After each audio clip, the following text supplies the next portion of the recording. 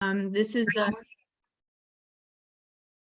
and it will be recorded and it will show up on the YouTube under New Knowledge Adventures, probably as early as maybe this afternoon.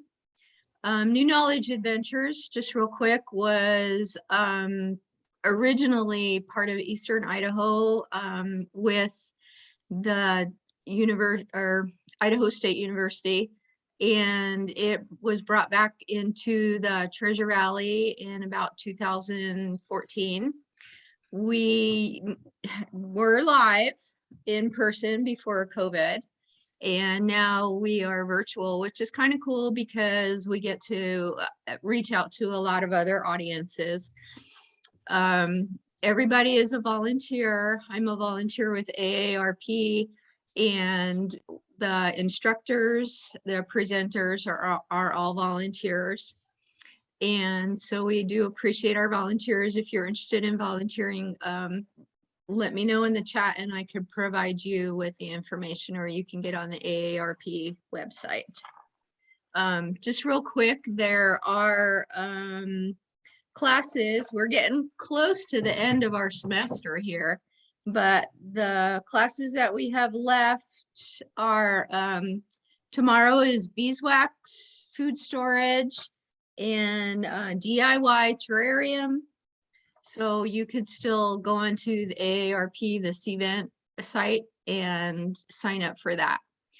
I'd like to introduce Don right now, and he will give a little background about his background and why he's qualified to present this information. And I'm sure I am looking forward to this information also. So with that, I will, and if you have any questions, put your questions in the chat box, and after his presentation, we will go ahead and look at those questions. So if you need to leave, go ahead and leave at any time, and everybody is muted. So thank you for attending. And with that, I'll turn that over to Don, and thank you, Don. Good morning. Thank you for the opportunity. I'm Don. I spent 24 years in federal law enforcement. I'm currently a private investigator. I work part-time for an agency out of Nevada, and it's really a fascinating topic to me. So we're going to cover really everything privacy and security today. I don't think I'm going to leave maybe anything untouched. I'm really trying to create an awareness. I feel like privacy and security is an issue that touches all of us.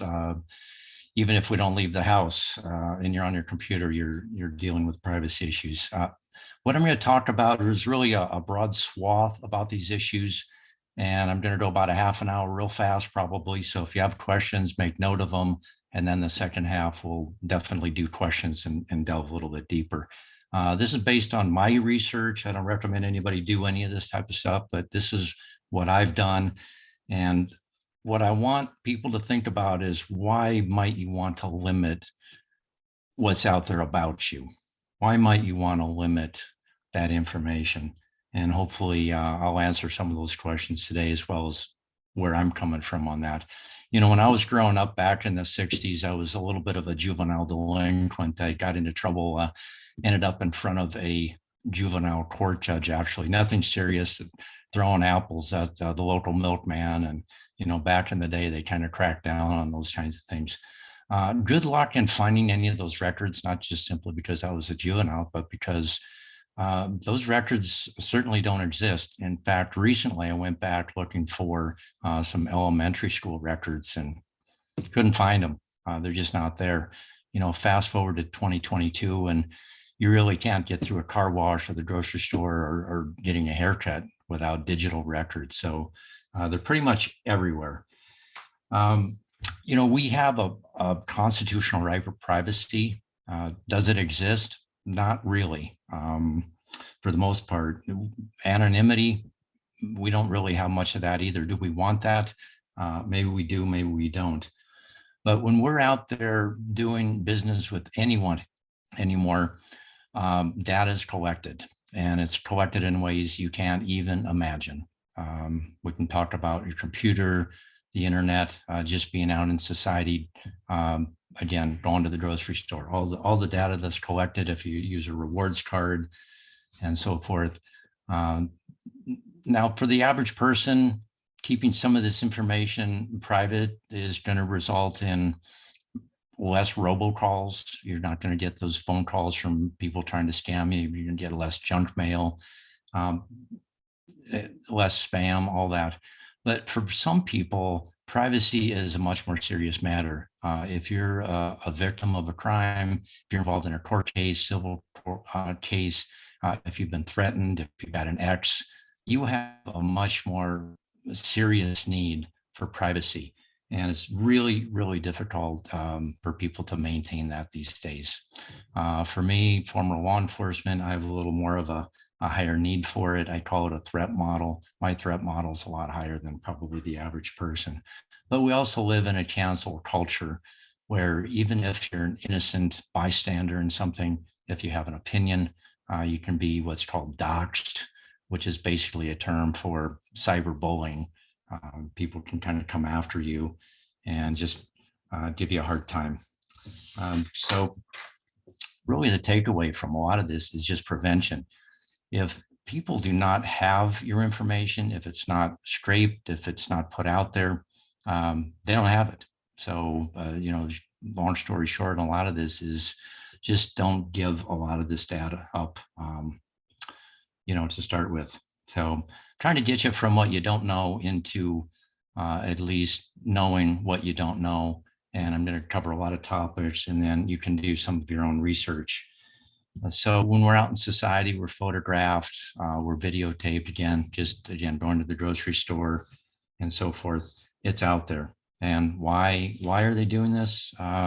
Typically money. Your data, you are the product now, and data is worth a phenomenal amount. There's companies that's all they do is do data scraping on the internet. So when you go to websites and so forth, you're being tracked. When you carry your phone, you're being tracked.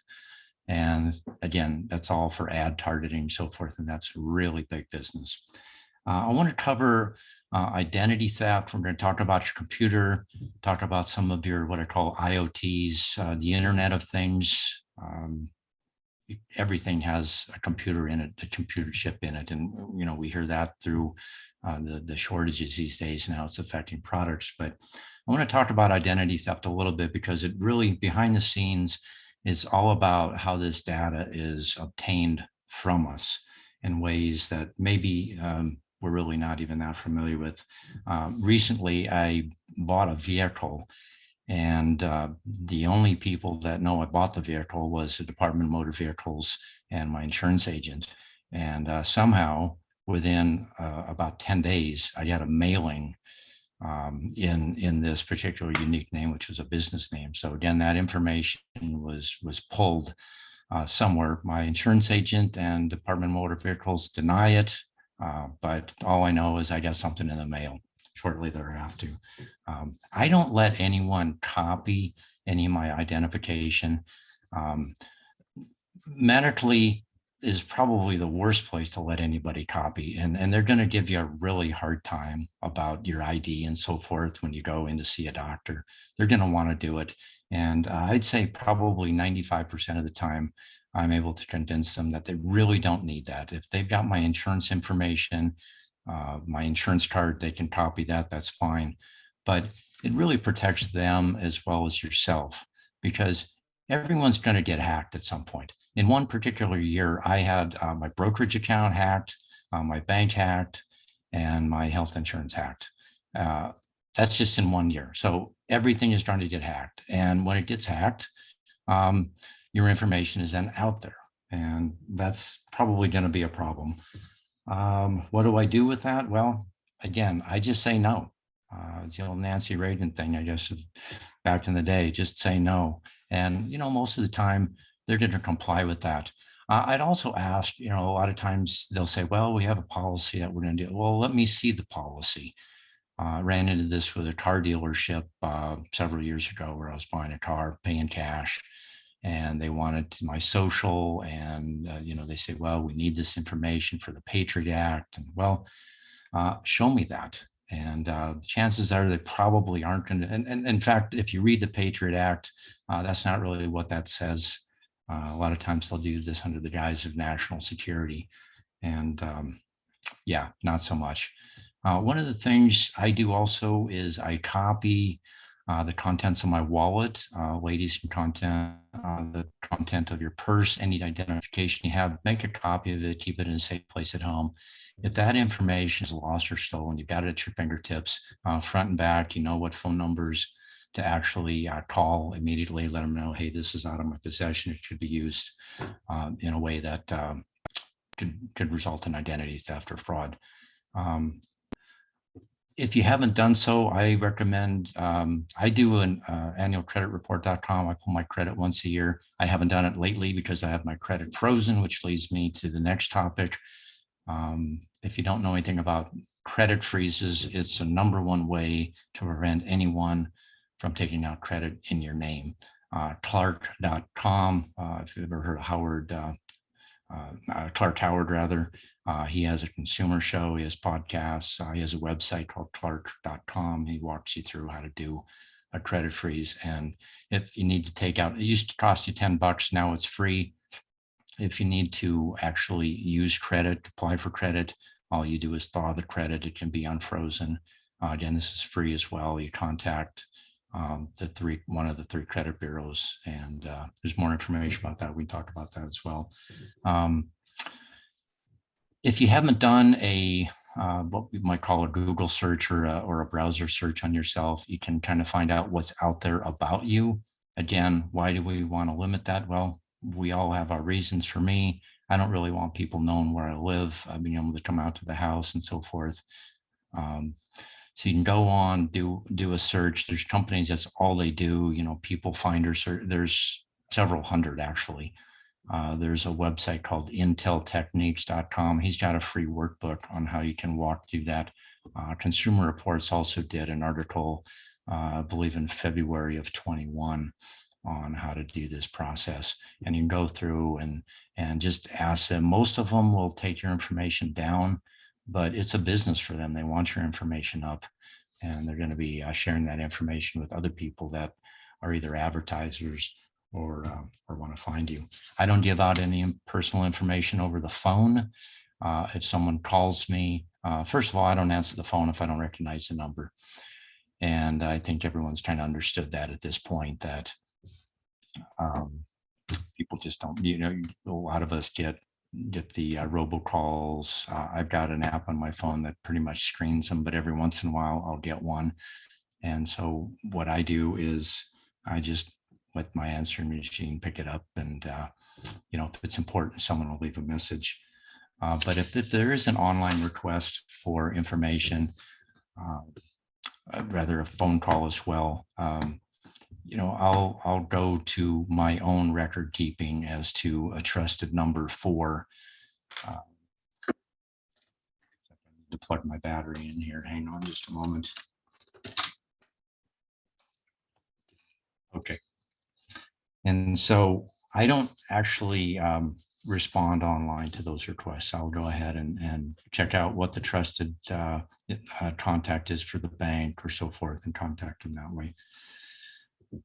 Let's talk about your actual computer. So you get up in the morning, you log on, and you have to put in a password, and hopefully you're using good, strong passwords, and those that can be changed regularly. I've got it set up with like my banking, for example, where I'm notified every 90 days, just change your password. Now, a lot of us have a lot of passwords, and there are password managers out there that will do that for you. My research has indicated, based on usability and privacy, that Bitwarden is a app for storing passwords. You have a master password, and then you can go in, and I don't store them in a browser, because if you get hacked, that information is going to be gleaned off your computer at that point too, and then your password is compromised. And if that ever happens, of course, you want to change all your passwords. There's LastPass. There's also one called 1Password. That's the number 1 in password. And these are good, trusted password managers that you can use, and that's what I would use. Going on to browsers, a lot of people use Google. Google is pretty good on privacy, pretty good rather on security, bad on privacy. I don't use Google. I use DuckDuckGo as a browser. I also use Mozilla Firefox.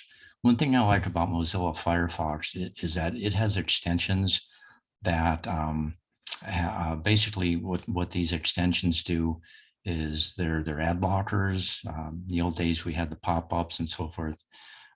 Nowadays, a lot of this is done behind the scenes, but there's a privacy possum. There's a numerous extensions on there that keep your information safe. uBlock Origin. What else? I don't use Chrome. I don't use Safari. And I'm very careful about my browsing history and so forth. In fact, I clear my browsing history on a daily basis. So once you get on your computer, you're using email. Keep in mind that email is easily hacked. I remember the old days when I first started with AOL. Everyone was getting hacked all the time. Their address booked, and then you'd get up in the morning and find out that your address book has been hacked and emails have been sent to everybody advertising some product or so forth. And fortunately, we've moved on way past AOL, which brings me to another point, though. And I've had many different email providers over the years. When I actually decide not to use that service anymore, I never cancel an email. And one of the reasons I don't do that is because if for some reason you have an account linked, say you forget your password and that password email is trying to go to your old email, you're not going to get it. So you're gonna have to really start over. So what I do is you can set up a forwarding system with the old email. I don't go into any of these emails anymore. Gmail I don't use anymore, but I have a forward over to Proton Mail. One of the things I like about Proton Mail is it's got an awesome spam filter on it. And the spam, and I'll get 5 to 10 spams a day. And we'll talk about scams a little bit later if you want, but spam just comes in left and right. And sometimes, it's innocuous. Maybe you've stayed at a hotel or something and you've given them your email address. Now you're getting all this information, all these emails every day, and some of them are just daily. So, but Proton Mail is an encrypted and also have a VPN through them, but Proton Mail to Proton Mail is encrypted. Your other email services, let's face it, they're probably being read, certainly by NSA, anybody that's easy to hack into these things. And we'll talk about texting as well. Texting is easily hacked. Hopefully you're backing up your data. If you're using the cloud, keep in mind that the cloud is just somebody else's computer. That's all the cloud is, really. So I back up my own data. I have a thumb drive. You can buy them for $10, $20, massive amount of storage. Pop it into your USB port. And because your computer at some point is probably going to go down due to age or a problem. One thing I haven't talked about yet really is ransomware. And this is a serious problem if you're not careful on the internet. And there's been some high profile cases with companies.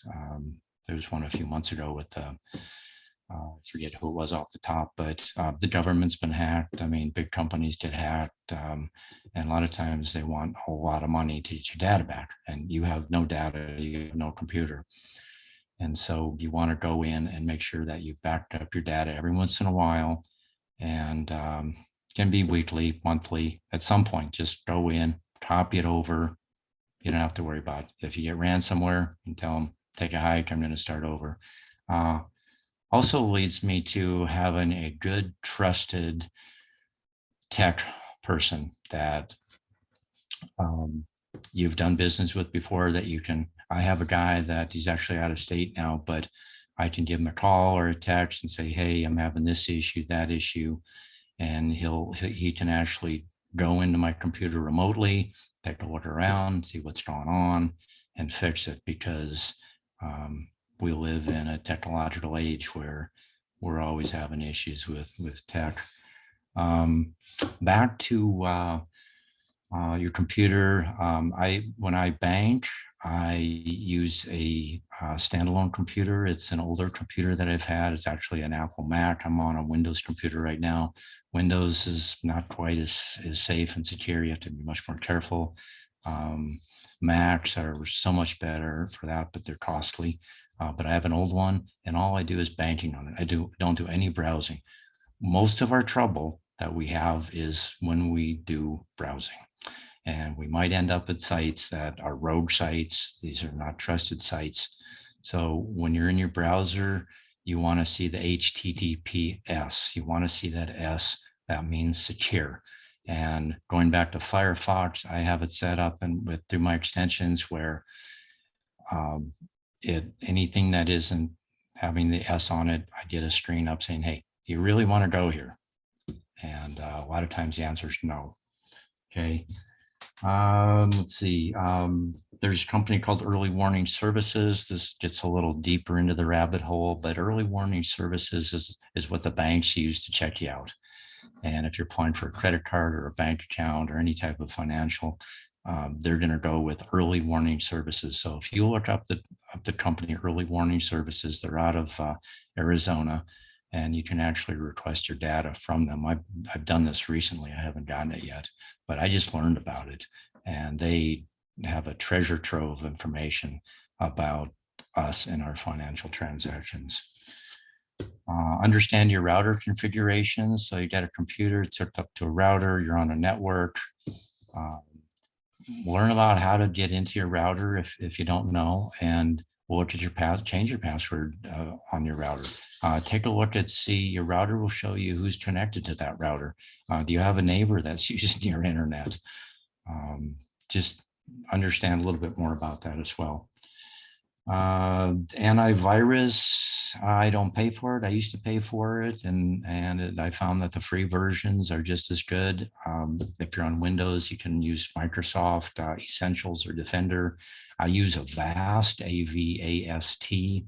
They have a paid version, and every once in a while they tell me that my computer's not secure and blah, blah, blah. They're just trying to sell me the paid version. I've talked extensively with my tech guy. He says, yeah, for most people, just the free version is fine. And also, I clean my computer. I'm a little more vigilant about this, and not with a cloth.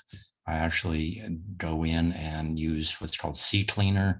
There's also an app that you can download called BleachBit, just like bleach you use in your washing machine, BleachBit. And you go in and do a clean. It cleans out a lot of the junk, a lot of the cookies, it's just a good way to kind of keep up on that. Touched on VPNs. Hopefully we know what VPNs are. I use a VPN through Proton Mail. I think there are free versions of it. I pay probably a couple bucks a month for it, but it hides my location. It's kind of like you're going to the grocery store. Instead of just driving there on public streets, you got an underground tunnel. You pop up in the grocery store, you get your stuff, you go home, and it doesn't disclose your location. And to me, that's a big deal. I don't want that information out there where I live. Talked about standalone computer. Let's talk just briefly about cameras and microphone blockers. There's kind of some conspiracy theorists out there about people listening in on our conversations and so forth. And the reality is yeah, computers do that. So if you've got at home Alexa and those kinds of devices, they're listening. Are they listening all the time? Probably. Do we care? I don't know. That's, again, you got to ask yourself that question. What do I want out there as far as information? When I'm using my phone out and about, you can have a microphone blocker on it. You can do it through your settings, or you simply can, the newer phones, it actually goes in your charging port, and it's a mic blocker. And for those of us that accidentally butt dial people every once in a while, they're not going to hear anything. They'll see that you've called. But and you can use those on iPads, phones, really anything that's got a microphone on it, a computer actually. What I wanted to talk about, I touched on texting earlier. If you're using like Apple SMS, which is your short messaging service, those are easily hacked. I use an app called Signal. It's basically encrypted, and most of my friends now and family I use Signal with, and I feel very secure in it. When you're out and about with your phone, you're emitting a signal to a tower, right? Every few seconds or every minute. That's how they know where you are, how to be able to use your phone when you're out and about, if you have a data package or just using your cellular. So the issue that brings up is you can end up in what's known as a geofence. And even if your phone is turned off, you're still emitting that particular signal.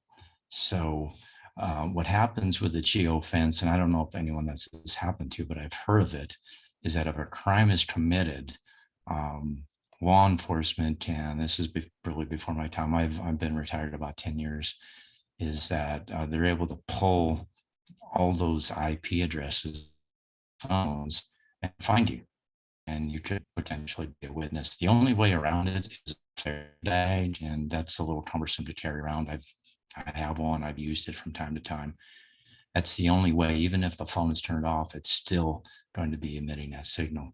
So something to keep in mind. Also, when you take a photo, there is geodata attached to that photo. I got a photo here a while back from somebody, just a landscape photo really, but I was able to tell that when it was taken and where it was taken.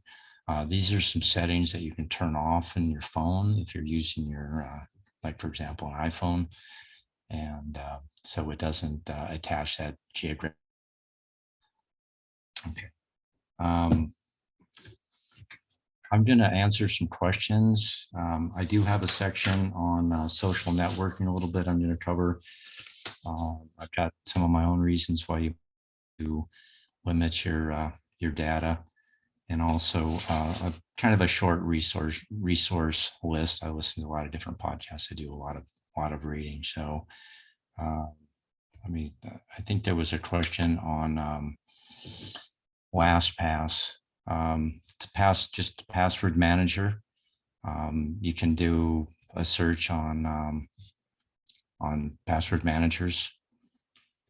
Again, I think it was Consumer Reports. I find them to be a pretty good trusted source with some of the research that they do on data privacy. They're an advocate too of often they're talking about robocalls from their editor, and now they're trying to get Congress to enact some laws to stop a lot of these robocalls.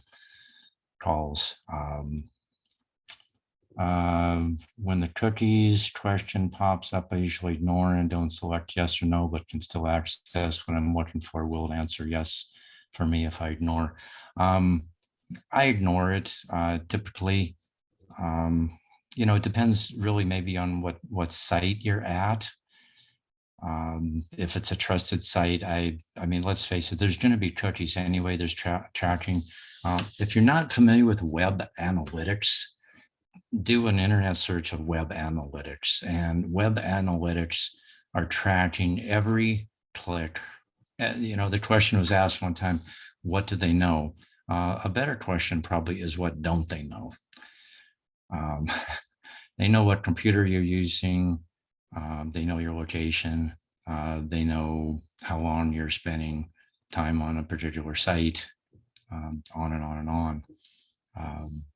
If you have a website and people are, you're emailing people through the website, you can tell when people have opened an email, how often they've opened it, that kind of thing.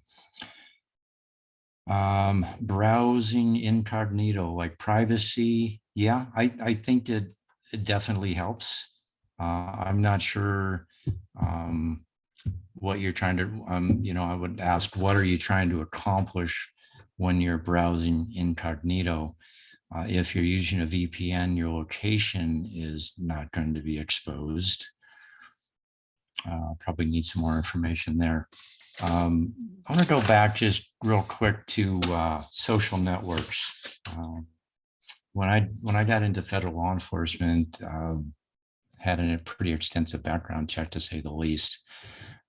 Nowadays, you can go online and obtain a vast amount of information without any type of a search warrant or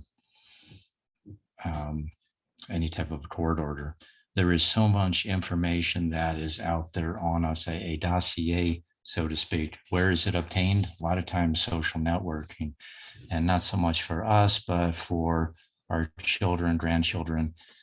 If you're posting to social media, that's going to be scraped. That's a definite. That's going to be part of the background. And the problem, and this is one of the reasons I maintain a lot of attempt to maintain anonymity.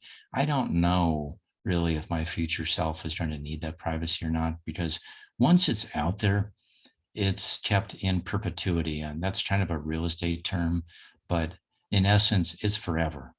Once it's out there, when we're on social networks, if you read the terms and conditions, we don't own that data. Good luck in taking it down. You can close your account, but any pictures that you have that are up there, posts, those are forever until they decide that they want to get rid of it. And this kind of goes back to my earlier story about when I was growing up. There just wasn't that concern or whatnot. Nowadays, wherever you provide information, just assume that it will pretty much be there forever. And background checks will definitely contain any of that for someone looking for a job. And, maybe some of these people don't care, but if you're posting something that's personal, they're going to probably find out, and that could be good or bad, I suppose, for you. I don't use Facebook, but one of the things to think about with some of these other applications is they cross-platform. And so I see that in my on my privacy blocking, that Facebook is always trying to get into my data. Why would Facebook be trying to get into my data? Well, it's worth a lot of money. All our data is worth a lot of money. I'm not special, but they want all of our data. And so they're able to cross-platform that data. And so that's, and if you want a kind of a wake-up call about social media, watch the film Promising Young Woman or The Social Dilemma, and you can see where some of this leads. Again, I'm not a Luddite. Technology is wonderful. I use it every day like everybody else. A lot of the information that you can do to limit some of this doesn't cost any money whatsoever. Some of it does cost a few bucks here and there, but as far as using this, it can really help in a lot of ways. Again, I don't get a lot of robocalls. I get some. Your phone number has become a new identifier, and one of the ways I get around that is I use other numbers. You might call them burner numbers, but Google Voice. There's some paid. There's my sudo, SUDO, my sudo, and you can buy numbers from them. And they're just kind of burner numbers that you can give if you have to give a number. I try not to even give a phone number because it just leads. This is where the robocalls are coming from.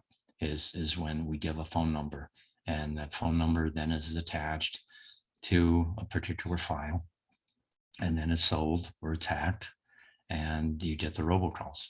And so if you're looking to reduce your robocalls, then you want to reduce having your phone number out there.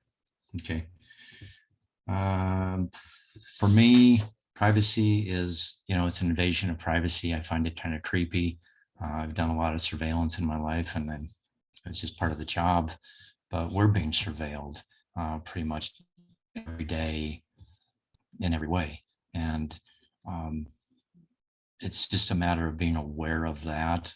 There's not a lot we can do when we go out in public. It's deemed public information. So you go into the grocery store, and we're wearing masks. I guess that limited a little bit, but I guess you just still go in with a mask and sunglasses and maybe even a ski mask if you wanted to. But there's facial recognition. There's all these things, and it's just a matter of being aware of it. And I think most of it's innocuous and not a real big deal. But we don't know, perhaps in the future, do we want privacy and security? And if we might, now might be the time to actually, stop some of this information on out. In terms of like some of the junk mail, again, it's your address being out there. You can go into a service that was through the Direct Marketing Association. I think they charge a couple of bucks now. It used to be free. And you could, because advertisers don't want to send you things if you're not interested as well. So you can actually get off some of these mailing lists. But as you know, it's you're going to get it and so forth. As far as the spam, good spam filters on your email is going to be your best source of information there as well. As far as social networks go, there's a site called TOSDR, which is Terms of Service Did Not Read, and they grade these social network sites. I'll just tell you, they all get a very poor grade because of their privacy policies and so forth. I'll put that up on my resource list as well. Ironically, the most secure form of communication these days, U.S. Postal Service. You need a federal search warrant to get into U.S. mail. In fact, not too long ago, I read a book called Snowden's Box about Edward Snowden, and the fact that this information that he was providing to the media, to the reporters, was actually sent through priority mail and was actually laying on the reporter's doorstep, I think, for a couple of days until it was discovered. And what a treasure trove of information. But yeah, federal search warrant on that. Anything you do over the internet, I would just consider public information. And who knows where it goes. Other questions? Covered a lot of topics just very briefly, trying to burn through them. What are your concerns? I answer some of your questions on what you might want to do with this information. It is a little bit of a rabbit hole in that you can get kind of deep into it. How much of an issue do we want to make it? Do we care? I think we should care to some extent because our privacy is being eroded almost daily. Let me see here if I can share up my one of my resource lists here. Let's see if it's that one right there. Share that. This is so here's your I listen to a lot of podcasts just because I enjoy podcasts. Kim Commando is kind of an interesting gal. She does a daily tech update, and then she does a weekly, I think it is. She's good. Credit Bureau Sources, Intel Techniques. He's a former federal law enforcement guy. He does a weekly podcast, and he's got a lot of free information up on inteltechniques.com. I use Anonaddy once in a while. It's an anonymous email address. Again, nothing illegal about doing any of this. In fact, anytime you do anything, as long as you're not committing a fraudulent act or a crime, we've all heard of celebrities using pseudonyms and different names and whatnot when they check into hotels, and there's absolutely nothing wrong with that. There's a TOSDR for the social networks. Clark Howard has a podcast. His website has a wealth of information. He's a good guy down in Georgia. He's been on for decades and decades. He's awesome.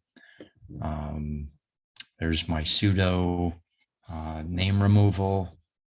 Again, I think they're charging a couple of bucks now for that, but I've done that as well.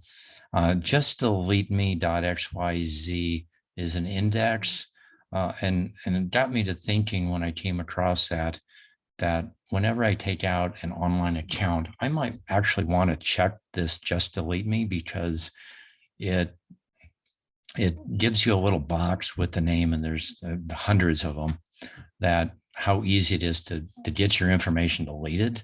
So, easy, medium, and hard. And unfortunately, some are impossible. Curiously, Starbucks, if you have an account with Starbucks, it's impossible to delete it. Who'd have thunk? Years ago, I used to get a lot of pre-approved credit card offers, and I don't seem to get any of those anymore. I've done the opt-out.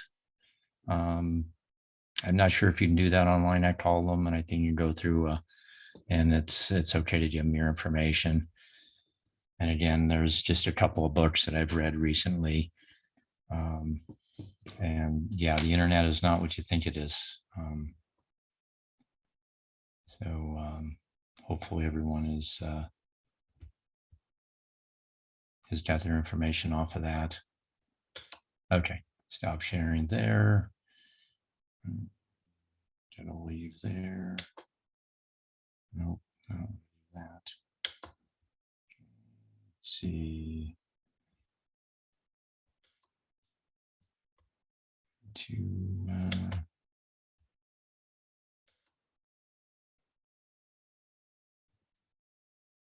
Okay, this is the most recent information that I was able to find from the FTC on what some of the frauds are that are out there. And fraud, I worked a lot of fraud over the years, and fraud is it's a business, just like any other business. It evolves, and they do what works and they stop doing what doesn't work. And the reason that fraud continues is because it works. And, you get these scary phone calls or these scary emails that you're going to get prosecuted, or what you want to do when you get any of that information, like there's the one with the IRS where you owe a bunch of money, and, to stop you from getting jailed, contact the IRS, go down to the IRS office, somehow get a hold of the IRS. It's not easy, but find out. And the IRS, it's 99%, it's nothing. The IRS will send you a letter, and then you just want to get back to them if that's what's going on. But you can see here that identity theft is still a big deal. I had a relative had her purse stolen at a restaurant, and it just went on for months and months and months. They took out her driver's license in her name, took out credit cards, went on a shopping spree, and then you're continually getting in all these different bills for products you did not buy. Stop that one. Let me see if there's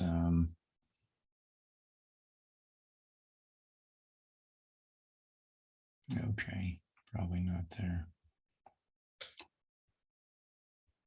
Okay. Let me see what else that I might be able to share for you. That might be,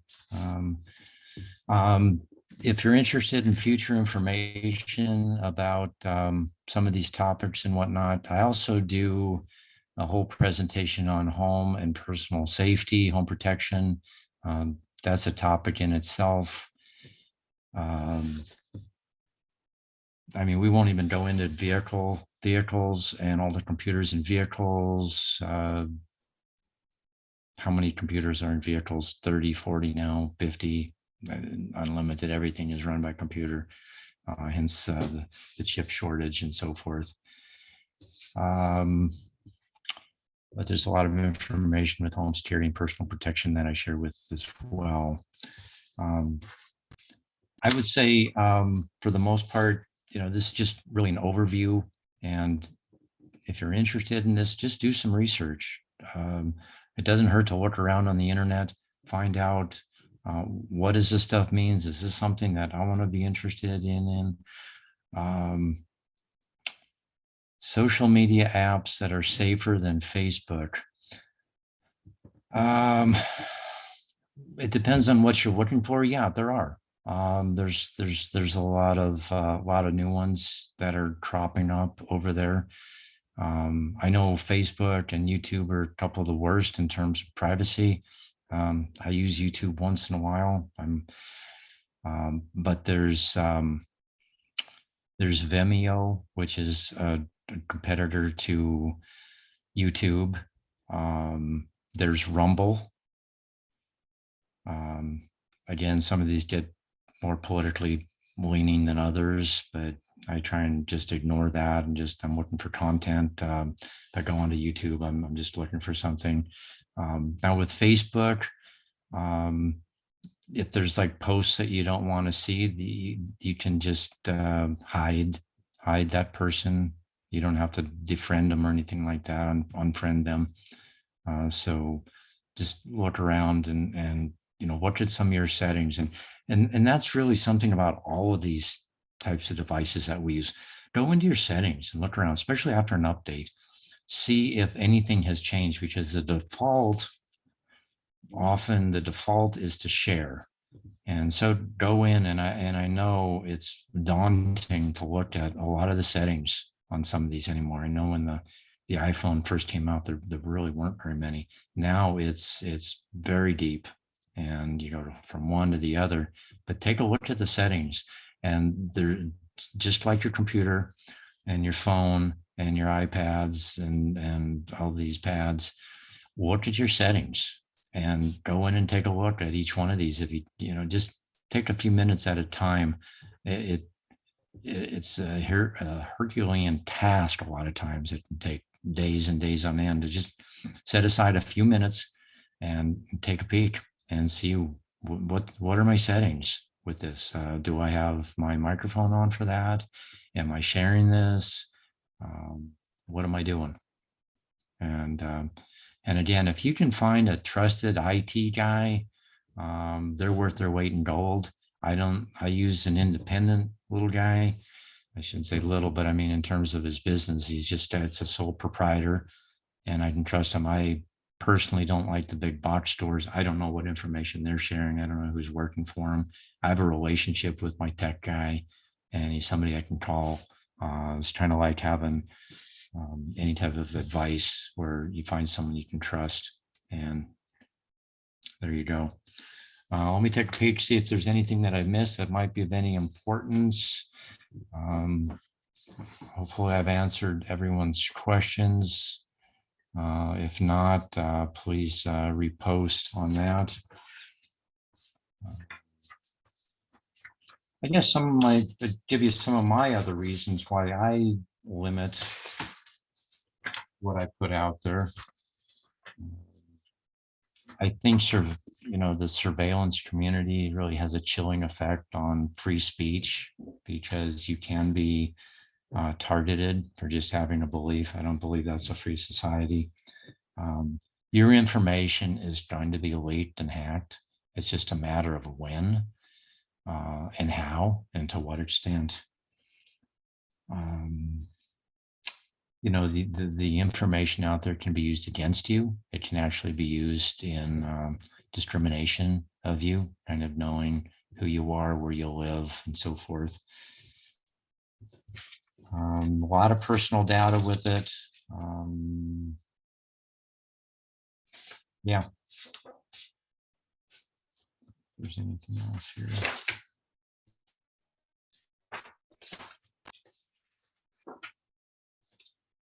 be familiar with, I didn't talk too much about social engineering.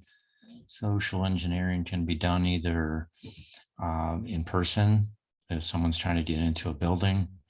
It can be used online to obtain, some of these surveys, what's your favorite color? What was your first car? Well, these are answers a lot of times to privacy and security questions, right?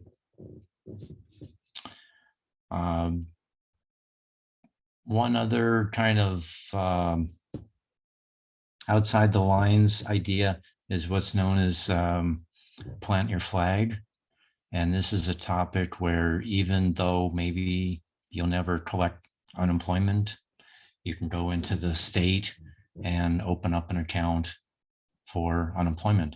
And this is an example of opening an account so that someone else cannot, if that makes any sense.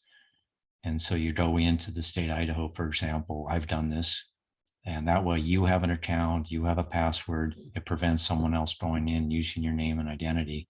And the company I worked for, Private Eye Stuff, the owner actually had his employment information taken over, kind of ironic. If you don't get what's known as informed delivery through the Postal Service, I recommend you do that. Informed delivery is you get an email every day if you have mail coming to you, and gives you an idea of what mail you can expect that day. If it doesn't show up or if it's stolen, then at least you know that, because we don't know what's being sent to us most of the time. So you can go in and through the USPS.com website and sign up for informed delivery.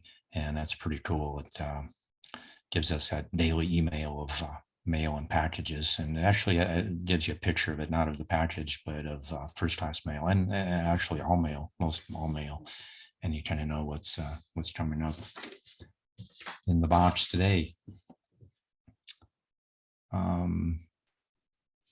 Just a quick run through. Looks like I have a couple minutes left. If there's no other further questions, I want to make sure that I've presented everything that I could today to kind of make sure you have some takeaways from it and what you can do and what not to do to keep yourself safe. Maybe why you might want to do that. Don? Yes. I was getting texts for people that were interested in purchasing my house.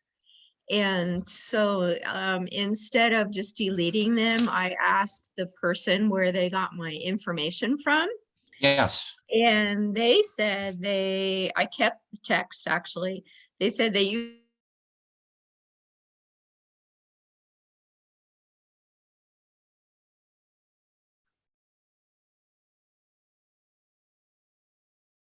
Kathy or Lisa, your audio cut out.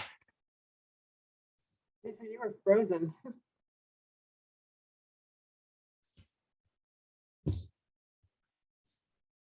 Well, let me send her a message in chat. Okay. Yep. Lost her. I guess we don't know what that question was. Yeah, it is overwhelming. And it's just something to be aware of. It's not to be paranoid or anything like that. It's just kind of knowing what's out there and, making your own informed decisions on how you want to approach it. Yeah, it looks like we've still lost Lisa there. I think Lisa got totally kicked out. That happens. How do you get a burner number? Separate physical phone? No, you can do it. Google Voice offers free phone numbers. And you can do that through your desktop onto your actual telephone, your cell phone. Again, you can use my sudo. I think they charge 99 cents a month for it. It's really nothing. mysudo.com. And there's a few others out there for that if you do some research on them.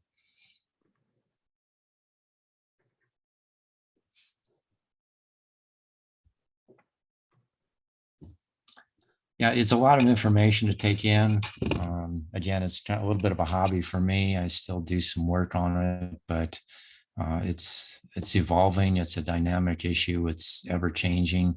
It's awesome that we have all this technology, but I'm not sure if my refrigerator really needs to have Wi-Fi on it. But you know, it's great that we have these options on what we want. I mean, it's an awesome place to be in the world. I'm not sure what I have a very brief resource list. You'd have to be more specific about what you want. Again, just do some internet searches on this. Again, I like DuckDuckGo. They've kind of moved to the dark side a little bit, but they're not. And keep in mind with browsers, they're going to show you what they want to show you. It's kind of like asking your neighbor the best restaurant in town. They're going to tell you what they think. We all have bias, and it's built into browsers also. I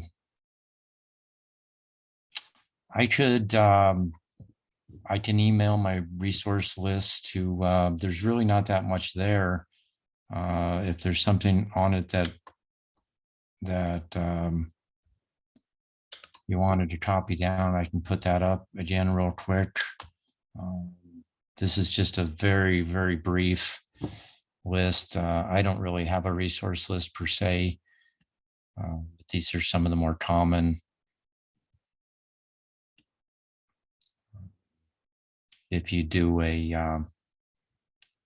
just do a save screen on your end, you could probably grab it that way. And I'll leave that up for a minute as well.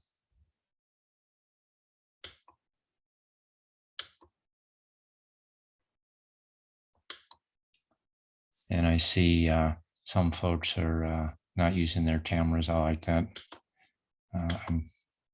I'm not privy to be able to do that on this end. So, but I do attempt to maintain some semblance of privacy. But it's the way it is these days. You know, it's the times we live, and it's not a bad thing. But just be careful out there.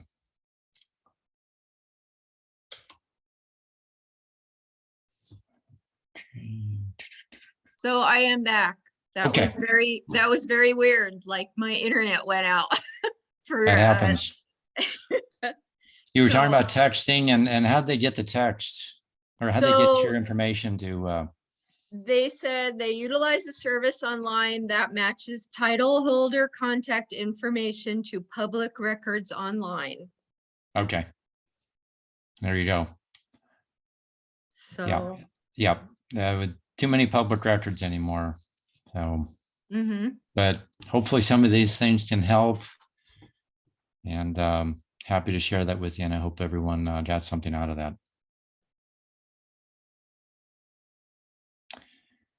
And it looks like our time's about up for the day. But, if you enjoyed it and you want more information on that, I guess make a request through ARP, and I can be back at some point and expand on this. And like I say, I do information also on home security, personal safety, and whatnot. Yeah, we appreciate. Does anybody else have any last questions for Don?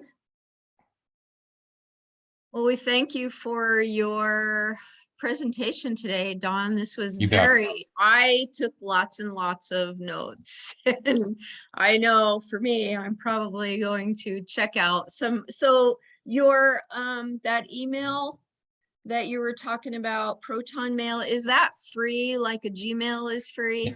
Yeah, Proton Mail has a free version of it. I pay a couple bucks a month, but I have a VPN with it. But yeah, Proton Mail is free. Okay. And the thing with Facebook also, what you were saying, when I go on and browse for something, all of a sudden I start seeing ads on my Facebook account for what I browsed for on Google or on in the Microsoft. Yep. Cross-platforming. Yeah, it gets pretty frustrating. It's like Yeah. sometimes I just think it and it shows up on my Facebook. Seems I like it. swear it does. Yeah, I hear you. So, well, thank you for this You bet. valuable, very valuable information, and thanks for everybody attending. And maybe we'll see you next semester with some more updated information. You bet. Good luck and be safe out there. Okay, thank you very much. Thanks, everybody. Have a great rest of your day.